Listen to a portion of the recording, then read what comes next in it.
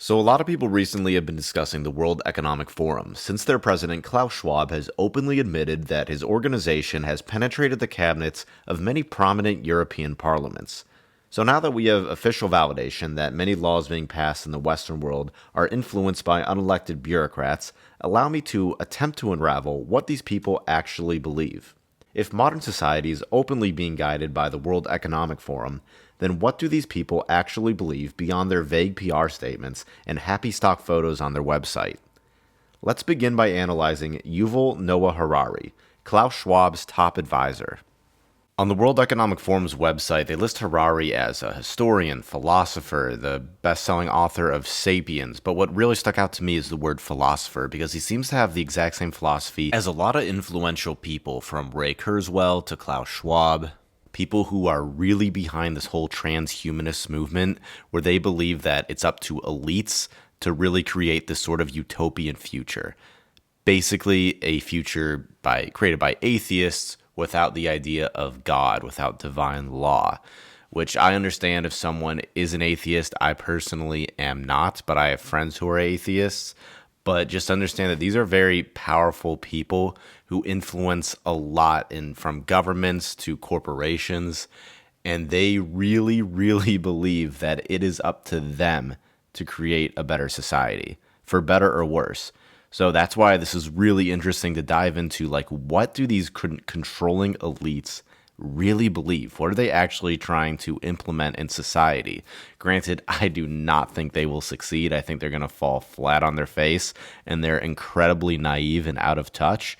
So don't be afraid of anything I'm about to tell you. I just want to expose how high-level transhumanists view humanity and what they're going to attempt to implement onto society. So let's take a look at some Harari interviews. Computer science and big data algorithms and so forth, it's becoming much easier to hack human beings and to manipulate them. Homo sapiens is basically a bunch of sheep that got nuclear weapons and atomic power, and sheep with nuclear weapons are far more dangerous than wolves with nuclear weapons. So Harari is actually right with both of these statements, and he understands something that everyone on this channel also understands. It's a great secret of this world. It's that the majority of people are sheep. They are easy to control. They are easy to fool. Everyone who watches my channel, we all understand this. The majority of people, they do not truly understand this to the degree that we do or to the degree that Harari does. However, Harari takes things a step further, and he believes that there's actually no such thing as free will, because Harari is a materialistic atheist. I don't mean materialistic as like a diss against him. I mean he only believes in the material. The idea that humans have, they have this soul or spirit and they have free will, and nobody knows what's happening inside me. So whatever I choose, whether in the election or whether in the supermarket, this is my free will, that's over. We have the technology to hack human beings on a massive scale. There is no such thing as free will.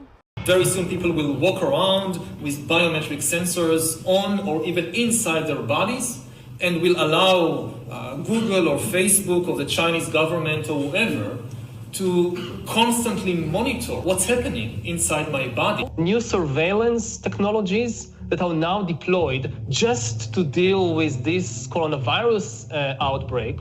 When it's over, some governments may say, yes, but there is a second wave of corona coming, so we have to be prepared. And there is Ebola, and there is also regular flu. Why not protect people against that too with this new surveillance system?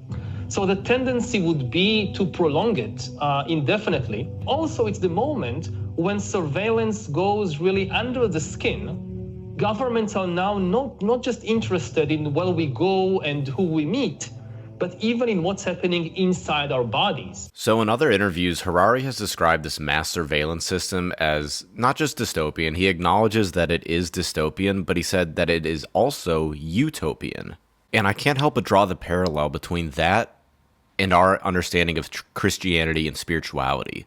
Like in spirituality, it's understood the importance of surrendering oneself to God. To Harari, transhumanism and AI is his God. And in his world, He is completely willing to surrender himself, surrender his freedoms, even surrender his bodily autonomy, all for his God, which is AI, which is transhumanism.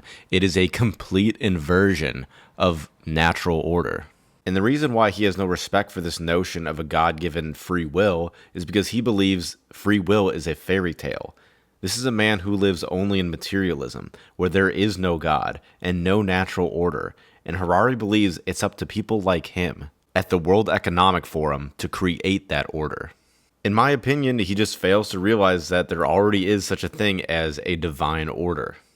Harari believes there is no God, and from his point of view, he's correct, because he has not made the decision to desire to know God.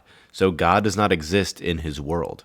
And what's so ironic about this is that during his interview with Russell Brand in 2020, Harari was asked by Brand, well, if people are such sheep and they're just like slaves to the whims of propaganda, what can they do to actually become authentic human beings that sort of do have their own free will instead of just being programmable automatons?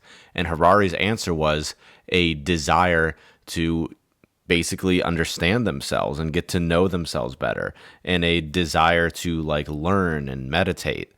And it's like, it's the same concept with God. It starts with that desire to escape just simply living in materialism and get to that next level of spirituality. So let's analyze some more clips of Harari. Data might enable human elites to do something even more radical than just build digital dictatorships. By hacking organisms, elites may gain the power to re-engineer the future of life itself. Because once you can hack something, you can usually also engineer it. Now, in the past, many tyrants and governments wanted to do it, but nobody understood biology well enough, and nobody had enough computing power and data to hack millions of people. Neither the Gestapo nor the KGB could do it. But soon, at least some corporations and governments will be able to systematically hack all the people. And if indeed we succeed in hacking and engineering life, this will be not just the greatest revolution in the history of humanity. This will be the greatest revolution in biology since the very beginning of life 4 billion years ago. For 4 billion years, nothing fundamental changed. Science is replacing evolution by natural selection with evolution by intelligent design. Not the intelligent design of some god above the clouds, but our intelligent design and the intelligent design of our clouds. The IBM cloud, the Microsoft cloud, these are the new driving forces of evolution. Today, we have the technology to hack human beings on a massive scale. In this time of crisis, you have to follow science. It's often said that you should never allow a good crisis to go to waste. Surveillance. People could look back in 100 years and identify the coronavirus epidemic as the moment when a new regime of surveillance took over, especially surveillance under the skin. My brain, my body, my life, does it belong to me or to some corporation or to the government or perhaps to the human collective? So I want to reiterate again, none of this should scare you. It's just interesting to analyze what these controllers actually believe. And by controllers, I'm talking about people like Ray Kurzweil, who is the director of engineering at Google. He has written the book Age of Spiritual Machines, which I've read, and he outlines the exact same transhumanist talking points that Harari is so in love with as well. They have pretty much the exact same worldview. Klaus Schwab believes in all these same things too. The World Economic Forum also has organizations like Young Global Leaders, which Justin Trudeau is a member of. Also Global Leaders of Tomorrow, which Bill Gates is a member of. Bill Gates is also a big advocate for transhumanism, mass surveillance, digital IDs, all the stuff that Harari has just talked about in the clips that I've shown.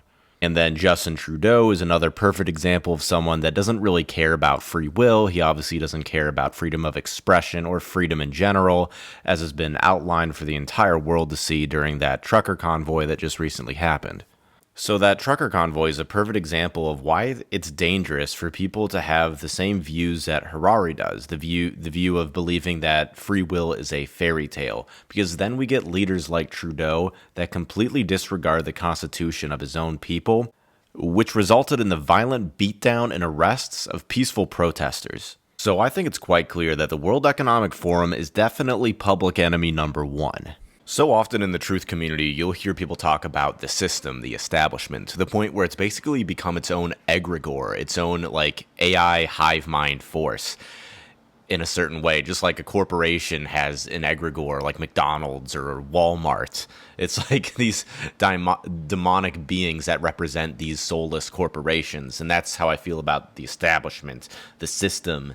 And we look closer into the system on a micro scale, and we see the systems of the World Economic Forum, these controlling globalists. And this egregore of the establishment is a total psychopath because it gaslights.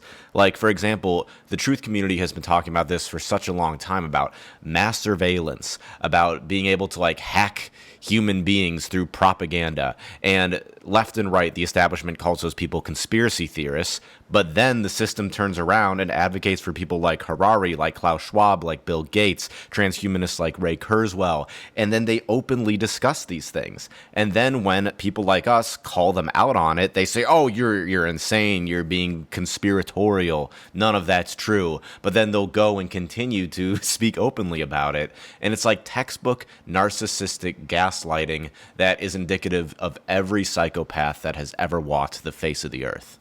The way I see it, the World Economic Forum is the modern-day Catholic Church. Their religion is transhumanism, and they're willing to do whatever it takes in order to dogmatically force people into their religion. They don't care what crimes against humanity they have to commit to get people to submit to them. Like, for those who think I'm sounding hyperbolic right now, take, for example, Justin Trudeau. He does not care that many of his people don't approve of his mandates. He will send in police officers to physically assault you for your health. Harari openly advocates for stripping people of their free will, of original thought, because he literally doesn't believe that original thought exists. So to him, it's justifiable to program a human being to do what he thinks is best. Because in his worldview, he believes the average person doesn't know better, but he knows better. Again, I can't stress this enough. He's going to fail because their plan is absolutely insane. And there's a reason why it sounds insane to people who criticize conspiracy theorists, quote unquote, is because it is crazy and they're going to fail. So it's understandable why people will be like, why are you saying all this stuff? It sounds nuts. And it's like, yeah, it is nuts, but it's what these like people believe. And they're people that are actually like really influential and powerful in our society.